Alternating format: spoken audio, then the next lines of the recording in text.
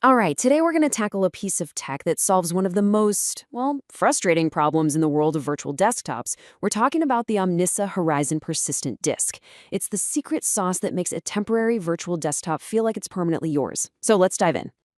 I want you to just imagine this for a second. You log into your work computer, right?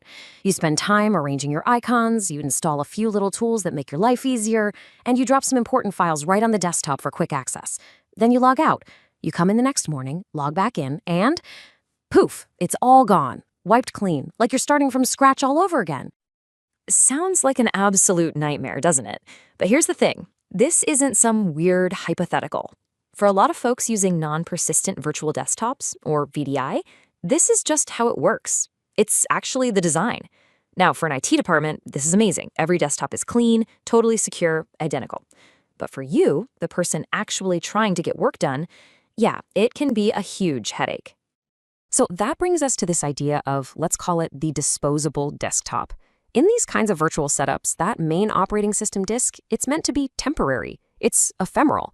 Every single time you log off, that OS disk is basically just thrown in the trash, and it's replaced with a fresh, pristine copy for the next time someone logs in. Again, great for management, but not so great for your stuff. So what's the fix? How do you get those awesome management benefits of a fresh OS, but, still give people a consistent, personalized desktop that they don't have to set up from scratch every single morning? Well, that is the exact problem persistent disks were invented to solve. They give each person their own dedicated personal space that actually survives that daily wipe. And here's the official definition. I want you to focus on one word here, because it's the most important one. Secondary. A persistent disk is a secondary virtual disk. That's the whole key. See, it's not part of the main operating system. It's a totally separate container that's just for your stuff, your data, your profile, your apps, which makes it completely independent from that disposable OS disk we just talked about. Okay, the easiest way to think about this is the hotel room analogy. Your virtual desktop, that's the hotel room. Every single day, housekeeping comes in and resets it to a perfect, clean state. But what if that hotel also gave you your own personal, secure locker? You could keep all your important things in there. It doesn't matter what room you get assigned to each night. You can always go to your locker and your stuff is safe and sound. The hotel room is that disposable OS disk. Your locker, that's your persistent disk. All right, so the personal locker idea makes sense, but how does your stuff magically appear in your new hotel room every morning? Well, that's where this really clever but surprisingly simple detach and reattach process comes in. This is the engine that makes the whole thing work. So you have to wonder, right?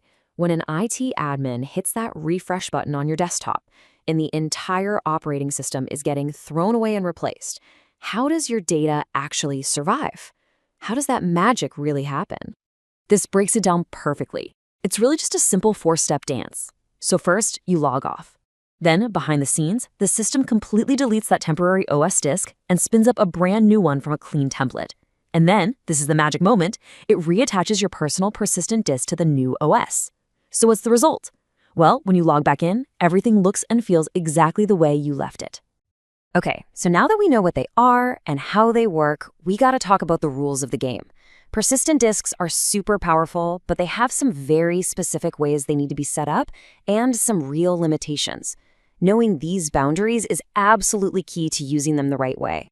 So first thing to note, and this is a big one, they are designed for dedicated desktops. That means one user is permanently assigned to one specific virtual machine.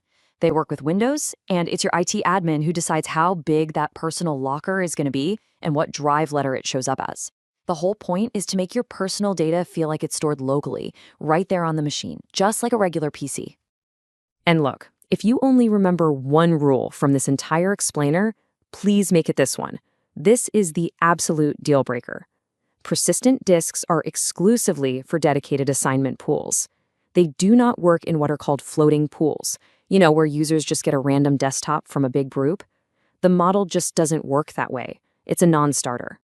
All right, let's zoom out a little bit now and put all this into a more modern context. It's really important to understand that persistent disks are not the only game in town for managing user data in VDI. Knowing where they fit in today's landscape, well, that's key to understanding their real value. This right here sums up the fundamental difference in a nutshell. On one hand, you have the OS disk. It's ephemeral. It's designed to be deleted and replaced. On the other hand, you have the persistent disk. It's designed to be preserved. It's just detached and reattached.